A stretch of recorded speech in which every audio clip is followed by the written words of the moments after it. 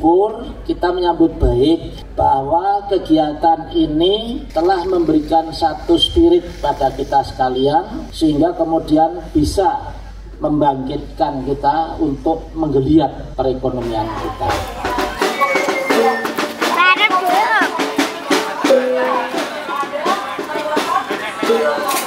Pusat Studi Ekonomi Kerakyatan Universitas Gadjah Mada, ibaratnya kalau dalam istilah Jawa itu tumbuh oleh tutup. Jadi naluri masyarakat yang memang ingin tidak menyerah begitu saja pada pandemi, Universitas Gadjah Mada sebagai universitas kebangsaan, universitas kerakyatan, peka terhadap kondisi itu dan kemudian terjun ke lapangan.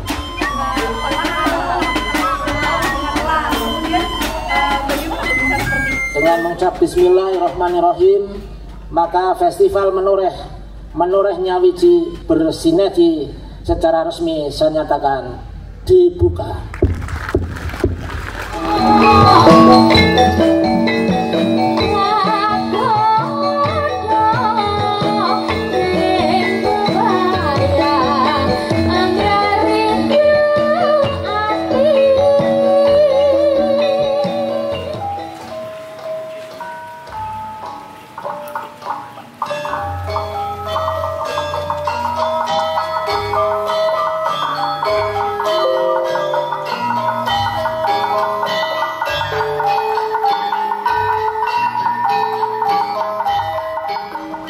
Teman-teman sekalian, saya sudah sampai di Desa Banjar Asri, desa yang kemarin menjadi tempat atau lokasi penyelenggaraan Festival Menoreh tahun 2021.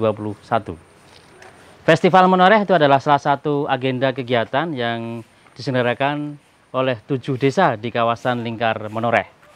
Jadi program ini adalah program yang digunakan untuk menampilkan berbagai potensi-potensi seni dan berbagai potensi-potensi budaya yang ada di dalam masyarakat di kawasan lingkar Menoreh.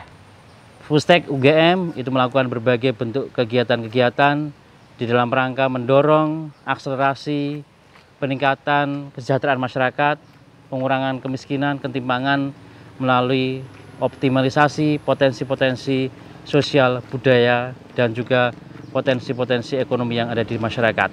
Nah, Festival Menoreh itu adalah salah satu kegiatan yang dimaksudkan untuk tadi mendorong akselerasi khususnya wisata budaya yang dimiliki oleh masyarakat yang ada di kawasan lingkar Menoreh ya. Ini yang saya kira harapannya semua potensi-potensi itu bisa kemudian dikembangkan dengan baik, dengan lancar sehingga bisa menjadi sebuah kawasan yang terpadu di dalam rangka mendorong pengentasan kemiskinan. Sekarang kita akan bertemu dengan beberapa tokoh-tokoh masyarakat, para pelaku-pelaku seni budaya yang kemarin ikut berperan di dalam Festival Menoreh yang kita selenggarakan tahun 2021. Oleh karena itu, teman-teman ikuti saya.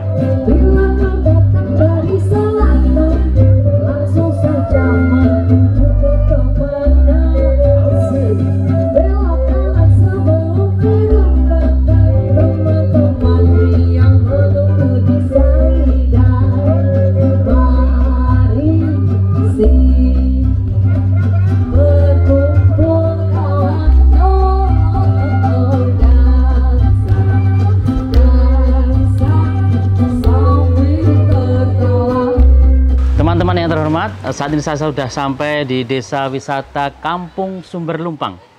Desa Wisata Kampung Sumber Lumpang ini di Dusun Kanoman 1, Banjararum, Kalibawang, Kulon Progo. Dan saat ini saya sudah bersama dengan Ibu Sri Handayani, Ketua Kelompok Wanita Tani Cempaka yang ada di Dusun Kanoman ini. Selamat pagi, Bu. Ya, selamat pagi, Pak. Pripun kabaripun, Bu? Ya, alhamdulillah semua sehat-sehat semua. Alhamdulillah, Bu. Ini sedang sibuk apa ini, Bu? Ibu-ibu kelompok wanita tani? Ini ibu-ibu pada kerja bakti di setiap anggota. Jadi seluruh anggota kerja bakti ke rumah-rumah anggota. Semangat gitu. luar biasa nih, Ya, Bu. alhamdulillah. Apa bisa kita tengok ke sana, Bu? Monggo Ibu-ibu bisa. kelompok wanita tani. Ya, sekarang baru kerja bakti di tempatnya Ibu Supriyem. Kula nuwun Ibu-ibu.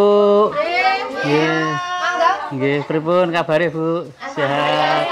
Nggih, alhamdulillah nih. Panjang umur, bagas waras selamat. Amin. Nggih. Anggotanya banyaknya simbah-simbah. Oh iya. Yang muda hanya beberapa. Yang semangat simbah-simbah. Nggih. Semangat nggih Ibu, nggih. Semangat. Saya semuanya nggih.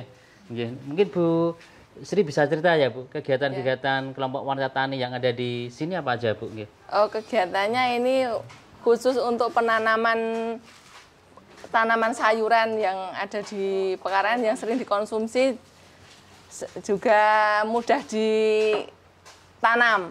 Seperti cabai, terong, tomat, itu kan mudah ditanam. Bisa ditanam di polybag juga. Itu jadi untuk konsumsi keluarga. Jadi sebisa mungkin masyarakat di sini tuh kalau mau nyayur tidak usah beli. Jadi setiap pagi itu mesti aja di sekitar pekarangan rumah.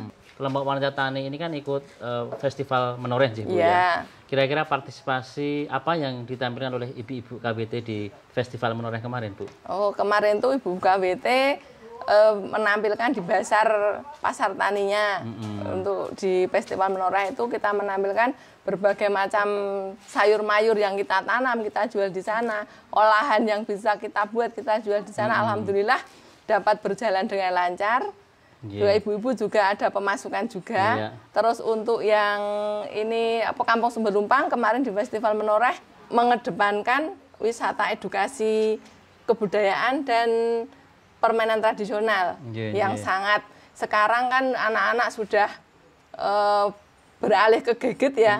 Itu mainnya hanya game. Terus kita berpikir kalau anak-anak itu bermainnya game terus permainan tradisional akan hilang. Terus kita berinisiatif itu bagaimana kalau Kampung Sumber Lumpang ini kita jadikan edukasi wisata permainan untuk anak-anak yang seperti egrang, seperti dakon, seperti gobak sodor. Anak-anak sekarang sudah tidak mengetahui apa itu permainan itu, padahal itu sangat membantu untuk pertumbuhan anak-anak itu sehingga tidak hanya bermain gadget terus. Oke, saya kira potensi yang luar biasa sih Bu ya. Ini saya kira memang harus dirawat, mendorong tadi, menjaga semangatnya dari ibu-ibu, dari semua kalangan pemuda dan juga anak-anak yang ada di sini. Memang saya kira betul Bu, bahwa adanya budaya itu yang harus kemudian kita lestarikan, kita uri-uri ya, karena kalau bukan kita siapa lagi? Ya betul. Ya, ini yang saya kira harus mungkin terus untuk maju dan semangat Bu. Amin. Ya. Gimana Pak? Mungkin bisa ditunjukkan Pak cara untuk mencet di bahasa Indonesia apa ya? Mencambuk. Iya, mencambuk. Oke. Gimana Pak? Mungkin bisa ditunjukkan Pak cara untuk apa ya mencambuk ini saya kira adalah untuk jatilan atau barongan ya Pak ya? Nggih.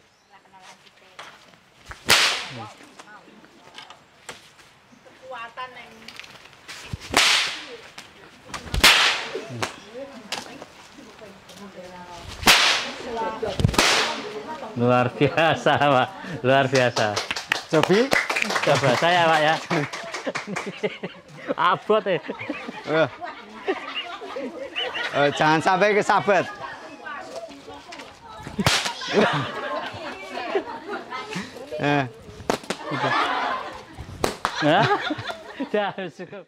Demikian perjalanan saya di desa wisata di Sumber Lumpang di Kanoman ini. Saya kira tadi insight yang luar biasa dari ibu-ibu kelompok wanita tani yang menjadi modal dasar bagi pembangunan. Dan mari kita terus berjalan, kita ke narasumber berikutnya. Ikuti saya.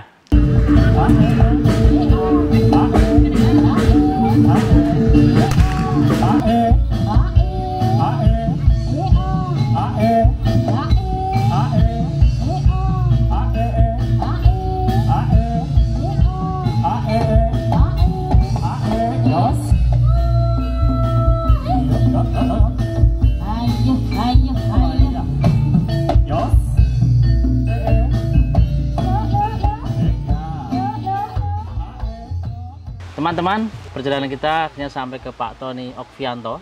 Pak Tony Okvianto ini adalah salah satu tokoh pemuda dan ketua Badan Usaha Milik Desa di Desa Banjar Arum di Kalibawang, Kulon Progo.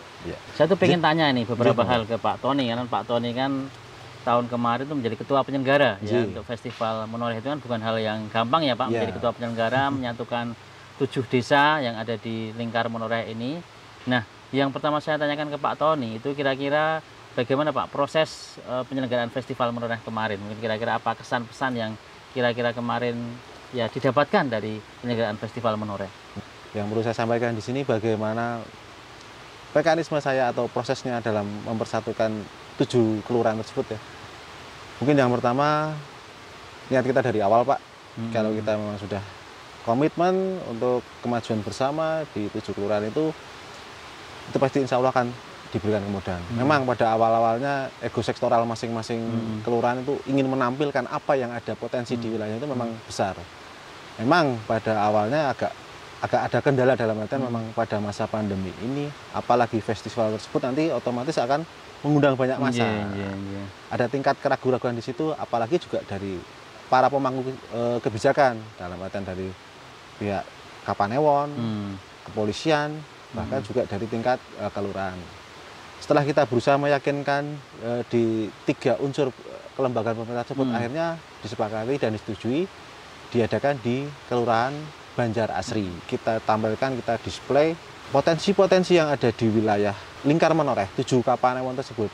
Yang pertama dari Kelurahan Banjararum, Kelurahan Banjar Asri, Kelurahan Sidoarjo, Kelurahan Gerbosari, Kelurahan Purwoharjo, Kelurahan Banjarharjo, dan Kelurahan Banjaroyo. Yang ada di 2 kecamatan, Kecamatan Samigaluh dan Kecamatan Kalibawang. Pada kegiatan tersebut, masing-masing kelurahan menampilkan potensi, baik itu potensi kerakyatan yang dimiliki, potensi seni budaya, potensi ekonomi, dan yang lain-lainnya yang ada. Monggo secara massal kita tampilkan, dieksplor selama 3 hari. Ternyata pergerakan ekonomi, baik dari KWT ataupun dari PKK yang ada berbazar atau berjualan di festival tersebut, memang hasilnya juga signifikan. Bahkan nyuwun sewu di kelurahan kami di Banjararum, kelompok wanita tani kami itu bahkan bisa mendapatkan omset hampir 3 juta lebih Pak, dalam 3 hari tersebut. Ya, luar biasa ya Pak. Ya, makanya dari itu Bang, saya apresiasi sekali untuk rekan-rekan dari Pustek UGM sudah bersinergi bersama kami selaku struktural di pengelolaan lingkar Menoreh 7 kelurahan tersebut. Dan harapan kami juga ke depannya nanti Festival Menoreh akan ada selanjutnya, nggak hanya berhenti di Festival Menoreh ini saja. Hambatan utamanya itu apa ya Pak kemarin, dan kira-kira strateginya itu apa yang akhirnya tadi 7 desa itu bisa berkolaborasi bersama-sama menyelenggarakan Festival Menoreh? Iya Pak, hambatan yang paling utama mungkin di masa pandemi ini adalah birokrasi gitu Pak, pengizinan itu. Memang kita harus banyak lobby-lobby, banyak kedekatan dengan para stakeholder, para pemangku kebijakan. Ya itu memang kita harus bagaimana caranya kita bisa meyakinkan bahwa acara yang kita kemas ini itu bisa berjalan tanpa melanggar protokoler kesehatan. Selain itu juga ada hambatannya memang ego sektoral Pak. Ego sektoral itu mungkin katakanlah mungkin sebagai contoh di Kelurahan Banjarum, oh ingin saya menampilkan ini, saya menampilkan ini. Dengan potensi yang banyak ada di Kelurahan Banjarum, kami juga akan agak kesulitan kalau apabila kita harus tampilkan semua. Akhirnya kita pilih terbaik dari yang terbaik yang untuk kita tampilkan. Itu pun kami tekankan juga ke teman-teman di kelurahan yang lain agar nanti tidak ada istilahnya ada friksi, tidak ada gejolak bahwasanya ingin tampil semua. Dan akhirnya juga masing-masing kelurahan bisa menampilkan apa yang terbaik dari mereka miliki, baik potensi ekonomi kerakyatan, produk hasil pangan kerakyatan, ataupun seni dan budaya. Begitu Pak. Ya teman-teman, saya kira tadi pelajaran yang luar biasa, lesson learned yang luar biasa dari Pak Tony di dalam rangka menggerakkan kolaborasi di desa ini, dan ini saya kira hal yang tadi menjadi kekuatan dari desa untuk kemudian menjadi berkembang. Nah tadi kolaborasi antar desa ini saya kira menjadi suatu hal yang menarik, dan kalau kita kaitkan dengan SDGs desa, Sustainable Development Goals desa, ini saya kira sesuai dengan SDGs desa nomor 17 tentang kemitraan untuk pembangunan desa. Sementara tadi terkait dengan bagaimana mengelola kelembagaan, sinergi kelembagaan, saya kira ini juga relevan dengan SDGs ke-18 tentang kelembagaan desa, dinamis dan budaya dan adaptif. Ya, ini yang saya kira juga menjadi hal yang harus kemudian kita perjuangkan, bahwa ternyata di dalam desa ada kekuatan-kekuatan internal yang ini sebenarnya sudah bisa mewujudkan pencapaian Sustainable Development Goals. Oke, jadi saya kira sudah cukup ya diskusi kita dengan Pak Tony. Pak Tony, terima kasih sekali Sama-sama, kesempatan Pak. Waktunya untuk kami, dan kami akan melanjutkan perjalanan, dan teman-teman ikuti perjalanan kami berikutnya. Pak Tony, terima kasih sekali lagi. Semoga sukses. Amin. Jaya selalu untuk desa di sini. Amin. Amin. Terima kasih. Menoreh. Amin. Terima kasih.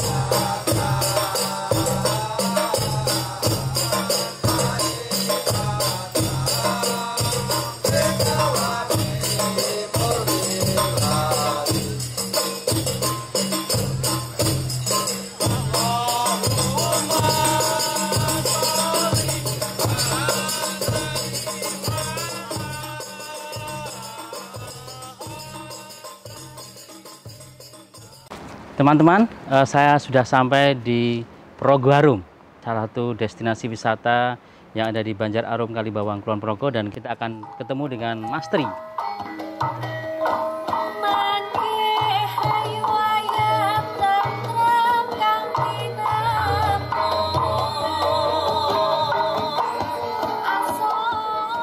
Assalamualaikum, Kulon Wun, Mas Tri. Sehat Mas Tri ini? Alhamdulillah. Ini kita mau ngobrol-ngobrol sebentar tentang pengembangan kawasan lingkar menoreh ya Mas Tri. Siap. Teman-teman semuanya, alhamdulillah kita sampai ke Mas Tri Nur Rahmat ya. Kita ketemu dengan Mas Tri Nur Rahmat, ini adalah satu penggagas dan inisiator dan juga pengurus dari Forum Lingkar Menoreh di Kulon Progo ini. Saya pengen tanya Mas, strategi yang sudah dilakukan, kemudian juga hambatan-hambatan yang kemudian ditemui di dalam rangka membuat forum kolaborasi ini. Silakan Mas. Kita menggagas Lingkar Menoreh itu awalnya adalah dari 6 desa terpadu, 2 kecamatan, yaitu Kecamatan Kalibawang sama Samigalo, dan sekarang sudah menjadi 7 desa, yaitu 4 desa di Kalibawang dan 3 desa di Samigalo. Seperti itu. Dulu di pertama itu hanya beberapa orang, dan alhamdulillah sampai saat ini bermunculan yang tertarik dengan adanya komunitas atau tempat untuk berdiskusi dari 7 desa itu sudah menghasilkan salah satunya adalah untuk kawasan wisata sendiri, yaitu paket wisata yang bergabung kerjasama lah itu. Kemarin itu sudah kita uji coba dengan beberapa wisata seperti itu gitu, karena Lingkar Menoreh ini kawasannya sangat luas, dari dataran tinggi, dataran rendah. Pastinya kalau kita tidak uji coba, evaluasi dan sebagainya, nanti wisatawan itu tidak tahu medan itu seperti apa toh. Kemarin uji coba ternyata kalau hujan itu seperti ini keadaannya, jalurnya seperti ini, kendaraan yang bisa dilalui itu dengan kriteria A sampai B gitu. Dan di awal-awal itu, sebelum itu juga kita pernah pelatihan biar nanti kalau sudah jadi ini pemasarannya gimana toh. Kita sudah membuat web, akan tetapi kembali lagi adanya keadaan COVID itu tadi. Dan di Lingkar Menoreh pun kita juga tidak hanya menggagas di wisata, kita wisata harus berbasis budaya maupun masyarakat. Nah, kita wisata itu juga mengambil dari UMKM. Itu dari UMKM, beberapa UMKM kita masukkan. Kalau ini Mas, dampak yang sudah dirasakan apa Mas dari hasil itu? Kalau dampak yang sudah dirasakan itu, kita kemarin juga membuat event itu, alhamdulillah ya, bisa dikenal sama masyarakat, bisa saling tukar produksi, pikiran juga itu. Itu yang selama ini kita rasakan yang pasti. Oke. Kalau rencana ke depan gimana Mas Tri? Ini kan pandemi sudah berangsur mulai membaik, dan kira-kira seperti apa mungkin ke depan? Oke, untuk ke depannya kita akan kembali lagi untuk berembuk bagaimana untuk kelanjutannya yang kemarin-kemarin kita tertunda, tapi gimana untuk menyelesaikan uji coba kemarin itu permasalahan-permasalahan itu. Kita akan membuat event-event lagi untuk bersatu, karena kita udah lama nggak bertemu juga nggak tahu apa masalah di masing-masing wilayah tadi. Seperti itu. Oke, sambil diminum dulu, Mas. Oh iya, silakan, Mas. Ini asli dari Kulon Progo. Nah, satu lagi, Mas. Tadi kan menyatukan dari berbagai macam desa itu kan ada apa ya? Tadi satu kunci keberhasilan menurut Mas Tri itu apa? Satu faktor yang paling berperan di dalam rangka menyatukan itu. Oh iya, untuk menyatukan itu salah satunya adalah saling komunikasi ya. Kedua itu kita ambil penggagas-penggasan atau yang semangat itu kita ambil terlebih dahulu lah. Ya. Itu nanti kalau itu sudah muncul atau sudah ada hasil, tokoh-tokoh kunci ya, di masing-masing tokoh-tokohnya itu desa ya, udah mau kerja bareng dan dari desa itu juga mendukung. Nanti masyarakat yang kemarin itu belum tertarik pasti akan ikut. Oke. Akan mendukung juga gitu. Oke. Terima kasih, Mas Tri. Ya. Jadi teman-teman sekalian, tadi pelajaran juga sekali lagi dari tokoh desa Mas Tri. Ini bagaimana melakukan kolaborasi antar desa. Itu sebenarnya bisa dilakukan. Ini saya kira sebuah pelajaran dari kecil, sehingga kemudian dari yang kecil itu harapannya ketika ini adalah lintas atau lingkar desa, mungkin nanti lingkar kabupaten, nah harapannya nanti bisa kemudian mengerucutnya mungkin bisa di lingkar lintas negara dan sebagainya. Tapi contoh-contoh kecil ini sebenarnya adalah praktek-praktek baik yang itu dilakukan oleh pemerintah atau oleh masyarakat khususnya di wilayah Kalibawang dan Samigaluh Kulon Progo ini, dan sehingga bisa menjadi sebuah role model bagi kemudian program-program pengentasan kemiskinan, program-program pemberdayaan ekonomi sosial masyarakat yang mungkin ada di daerah lain. Saya kira ini hal yang memang harus kita kolaborasi. Dan tadi satu penting dari Mas Tri tadi adalah tokoh kunci, ya, sebagai leader di level lokal hero lah kira-kira di masing-masing daerah itu harus ada lokal hero, sehingga ini bisa menjadi sebuah dinamisator, menjadi sebuah agen perubahan di dalam masyarakat. Saya kira demikian bincang-bincang saya dengan Mas Tri Nur Rahmat, dan terima kasih Mas Tri, sukses semuanya, sukses selanjutnya nggih Mas Tri. Waktu saya libur pulang, oh ternyata kok di sini ada festival gitu. Jadi saya mampir begitu. Saya kaget juga ternyata banyak produksi unggulan. Iya. Tadi saya lihat kopi, banyak macam kopi. Iya, berbagai macam kopi. Ya, dari apa tadi rumput-rumputan. Iya, betul sekali Pak. Jadi keripik juga ada. Ya. Teman-teman, kali ini saya ketemu dengan salah satu mahasiswa yang terlibat dalam kegiatan pengembangan dan pemberdayaan masyarakat di kawasan Lingkar Menoreh dengan Mbak Farah ya. Mbak Farah, gimana kabarnya? Sehat Mbak Farah? Alhamdulillah sehat Pak. Alhamdulillah. Jadi Mbak Farah ini banyak terlibat dalam kegiatan-kegiatan pengembangan kawasan di Lingkar Menoreh di beberapa tahun terakhir ini. Nah, mungkin Mbak Farah bisa cerita kegiatan-kegiatan yang kemarin dilakukan di dalam rangka untuk mengembangkan kawasan Lingkar Menoreh ini seperti apa, untuk integrasi antar lembaga, dan kira-kira hambatan-hambatan yang ditemukan itu seperti apa? Mungkin Mbak Farah bisa bercerita. Silakan Mbak Farah. Iya, terima kasih Pak Hempri. Saya banyak belajar terutama dalam mengembangkan kawasan agrowisata Menoreh terpadu, bukan hanya dari warganya saja Pak, tentunya saya juga turut belajar, banyak belajar. Waktu itu tahun 2021 saya bersama teman-teman juga melakukan riset pengabdian Pak di 7 kalurahan di Kecamatan Kalibawang dan juga Samigaluh. Nah, waktu itu kami mengangkat pengabdian mengenai pengembangan teknologi informasi dan komunikasi. Karena pada dasarnya di era digital seperti ini, skill-skill dasar seperti itu yang penting untuk kita kemudian kembangkan lebih jauh lagi, Pak.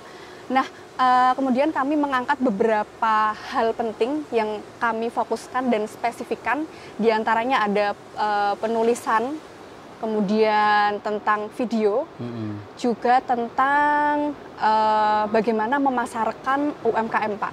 Jadi tujuannya bagaimana kemudian para warga yang memiliki UMKM ini dapat memanfaatkan teknologi digital dengan lebih baik lagi, Pak. Sehingga harapannya produk dari UMKM ini lebih dikenal secara lebih luas. Gitu Pak Hempri. Oke. Nah, kira-kira tadi kan banyak ya masyarakat dari 7 kelurahan, itu kan karakteristiknya itu berbeda-beda, mungkin kebijakan di level pemerintah kelurahannya juga berbeda-beda. Nah, kira-kira bagaimana mungkin menurut Anda apa sih menyatukan mereka itu, kira-kira ada hambatan nggak menyamakan persepsi di antara mereka, dan kira-kira strateginya bagaimana Mbak Farah? Salah satu hambatannya adalah ketika kita mengadakan kegiatan misalnya di Kelurahan Gerbosari yang paling atas, masyarakat dari Banjaroya yang paling pojok itu kesulitan untuk mencapai lokasi tersebut Pak. Misalnya dikarenakan karena sudah sepuh dan juga kurangnya akses untuk transportasi Pak. Ya, jadi kami coba untuk mengakomodir kegiatan-kegiatannya dilakukan di tengah-tengah gitu Pak. Iya, oke. Nah, berarti kira-kira ya Mbak, kalau kemudian Anda belajar selama beberapa tahun ikut belajar ya, kira-kira apa sih lesson learned yang mungkin Anda bisa dapatkan dari pembelajaran di masyarakat terkait dengan pengembangan integrasi antar lembaga ini? Iya, tentunya banyak sekali baik dari saya maupun masyarakat yang terlibat Pak.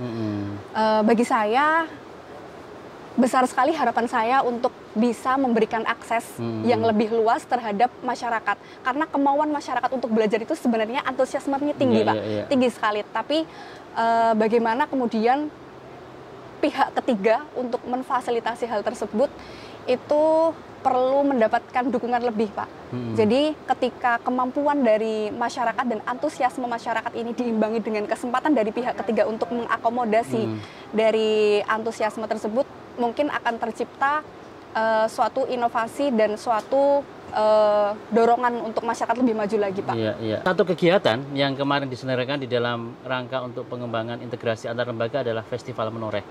Nah, kira-kira mungkin Mbak Farah bisa bercerita tentang kontribusi Mbak Farah di dalam Festival Lintas Menoreh itu, dan kira-kira seperti apa mungkin pelajaran yang bisa didapatkan Mbak? Iya, terima kasih Pak Hempri. Mungkin Festival Menoreh salah satu kegiatan yang cukup keren ya Pak, mungkin bagi saya dan juga teman-teman sekalian. Kegiatan yang mengintegrasikan 7 kelurahan dalam suatu kegiatan di mana kegiatan tersebut mengakomodir para UMKM dan juga pagelaran seni budaya. Karena kemarin pandemi COVID-19 cukup membuat masyarakat cukup stagnan Pak di bidang perekonomian dan bahkan mungkin menurun. Salah satu tujuan kita adanya Festival Menoreh ini untuk kemudian membangkitkan jiwa-jiwa ekonomi dan juga kembali mengingatkan tentang budaya, bagaimana dapat mengawali berdirinya suatu ekonomi tersebut Pak. Nah, kemarin itu Festival Menoreh ini terdiri dari integrasi 7 kelurahan. Masing-masing dari kelurahan ini mendirikan stand Pak, di mana stand tersebut adalah produk-produk unggulan dari masing-masing kelurahan Pak. Nah, kemudian kami juga menampilkan beragam budaya, budaya khas dari kelurahannya. Kemudian kemarin juga didatangi oleh Bupati Kulon Progo, Pak Sutejo, dan juga besar harapan kami bahwa kegiatan ini tidak hanya berhenti pada tahun ini Pak. Jadi berharap bahwa integrasi dari 7 kelurahan melalui kegiatan Festival Menoreh ini dapat mempererat 7 kelurahan dan juga sebagai kegiatan tahunan Pak. Seperti itu Pak. Oke, demikian bincang-bincang dengan Mbak Farah, salah satu mahasiswa yang kemarin terlibat di dalam kegiatan pengembangan dan pemberdayaan masyarakat di lingkar Menoreh. Tadi ada hal yang saya kira menjadi penting untuk kemudian disampaikan atau menjadi pelajaran untuk kita bersama, bahwa inovasi pembangunan masyarakat itu muncul dari internal dengan adanya dukungan dari eksternalitas yang kemudian akan memicu bagaimana kemudian potensi-potensi lokal, potensi-potensi yang ada individu, potensi yang ada di dalam masyarakat itu bisa berkembang. Artinya bahwa upaya pengembangan dan inovasi pengembangan masyarakat itu memerlukan sinergi dari berbagai stakeholder. Nah, saya kira ke depan kontribusi perguruan tinggi itu juga diharapkan bisa menjadi lebih besar ya di dalam rangka itu. Apalagi ketika kemudian perguruan tinggi dengan program MBKM Merdeka Belajar Kampus Merdeka itu bisa mendorong mahasiswa, mendorong dosen dan segala sivitas akademika yang dimilikinya untuk turut berkontribusi di dalam pengembangan masyarakat. Tidak hanya masyarakat yang mendapat keuntungan, tapi mahasiswa, dosen, dan sivitas akademika pun juga akan mendapatkan keuntungan dengan dia belajar bersama-sama dengan masyarakat. Sekiranya ini adalah simbiosis mutualisme yang saling menguntungkan. Kira-kira Pak Bupati mau mengambil apa Mbak Farah? Oh, semangka. Semangka, oke. Seger Mbak Farah. 1, 2, 3. Oke, tepuk tangannya Bapak Ibu hadirin ya. Luar biasa. Ini langsung dari masyarakat Kalibawang dan Samigaluh Bapak. Bapak Ibu sekalian yang berkenan boleh untuk mengambil salah satu hasil bumi yang ada di gunungan tersebut dan dipersilakan untuk maju ke depan. Terlihat antusias masyarakat ya, ini semangka sudah habis. Kemudian salak ini tinggal sedikit, masih ada di bagian atas. Rambutan ini masih berada di pucuk atas ini ya. Susah untuk dijemput ya. Mungkin rambutan ini. Demikian perjalanan saya di beberapa desa atau kalurahan di desa wisata yang ada di lingkar Menoreh ini. Saya kira dari perjalanan tadi ada beberapa hal yang memang kemudian perlu kita perhatikan di dalam rangka untuk mendorong integrasi antar lembaga ini. Yang pertama adalah soal bagaimana kemudian komitmen. Ini menjadi penting. Kolaborasi butuh komitmen, butuh persepsi kerjasama di antara masing-masing stakeholder sehingga menjadi satu paduan di dalam rangka untuk mendorong sebuah sinergi bersama. Yang kedua adalah bagaimana kemudian munculnya lokal hero. Saya kira munculnya lokal hero di masing-masing desa itu menjadi penting juga di dalam rangka untuk mendorong akselerasi pembangunan masyarakat yang ada di pedesaan. Nah, poin berikutnya itu adalah terkait dengan bagaimana kemudian dukungan dari berbagai stakeholder, baik itu perguruan tinggi, kemudian pihak misalnya pemerintah daerah atau pemerintah desa, kemudian juga berbagai sektor-sektor yang lain, misalnya swasta dan juga komunitas itu sendiri.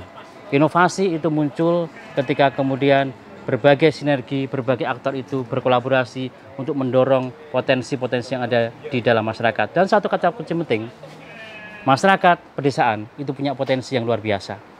Tinggal bagaimana kemudian potensi-potensi itu dioptimalisasikan, didorong oleh variabel-variabel eksternal sehingga kemudian menjadi sebuah kekuatan, menjadi sebuah modal sosial, menjadi sebuah modal sumber daya manusia yang akan berguna untuk mendorong pembangunan berkelanjutan.